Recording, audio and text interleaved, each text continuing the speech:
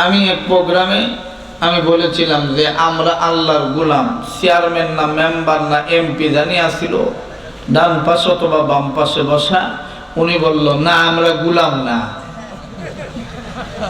কয় বেটা বলে গোলাম না, কয় এত কষ্ট করে দেশ স্বাধীন করেছি আমরা গোলামির জন্য, আমরা গোলামির থেকে আজাদ হওয়ার জন্য আমরা দেশ স্বাধীন করেছি, আমরা গোলাম নয়। আমি বলি তুই ওয়াজ চিনস না, তোর বাপেও ওয়াজ চিনে না, তুই এক নম্বরে তুই ওয়াজের সভাপতি হওয়ার যোগ্য, দূরে থাক তুই ওয়াজ শোনার যোগ্য না।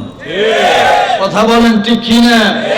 সে বলে হুজুর এত বড় কথা, আপনি এই দিক দিয়ে যাইতেন না?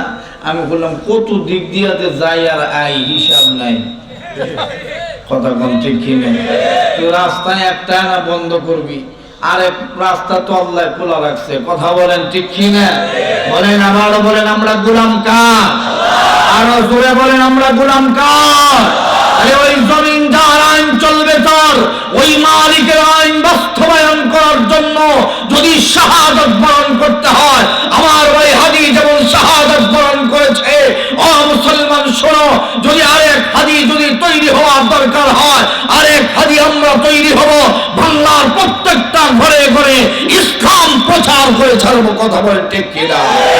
ওই হাদি তো দেশের জন্য জীবন দিয়েছে, আমরা শুধু দেশের জন্য জীবন দিতে চাই তা নয়, আমার কাছে দেশের চাইতেও ইসলাম বড়, আমার কাছে দেশের চাইতে ইসলাম বড়, মা বাবার চাইতে ইসলাম বড়। আমার কাছে এক কথায় আমি সবচাইতে আগে ইসলামকে রাখি, সবচাইতে আগে ঈমানকে রাখি। আমার নাম হলো ঈমানওয়ালা মুসলমান। কথা বলেন আমরা মুসলমান। কথা বলেন ঠিক কিনা? আমরা একমাত্র আত্মসমর্পণ করি আল্লাহর কাছে, এছাড়া কারো কাছে আমরা মুসলমান মাথা নত করি না। আজও আমরা মুসলমান কারো কাছে মাথা নত করি নাই, একমাত্র রব বাদ দিয়া। আর যদি এখন কোন রবের বেশ নিয়া কোন ফেরাউন নামদারি কোন হানাদার আমার দেশের দিকে আঙ্গুল উঠাবার চেষ্টা করে, আমরা মুসলমান তার হাত কেটে ফেলে দিব। কোন হানাদার কোন পাক বাহিনী আমার বাংলার জমিনের দিকে হাত উঠাইতে চায়, যদি আমার দেশের দিকে ইন্ডিয়ার দালালগুলো যদি আমার দেশের দিকে হাত রক্ত চক্ষু দেখাতে চায়, চোখ উপড়ে ফেলে দিব। কথা বলেন ঠিক কি? আমরা মুসলমান, আমরা ভয় করি না কাউকে, একমাত্র ভয় করি মহান রবকে। কথা বলেন ঠিক কি?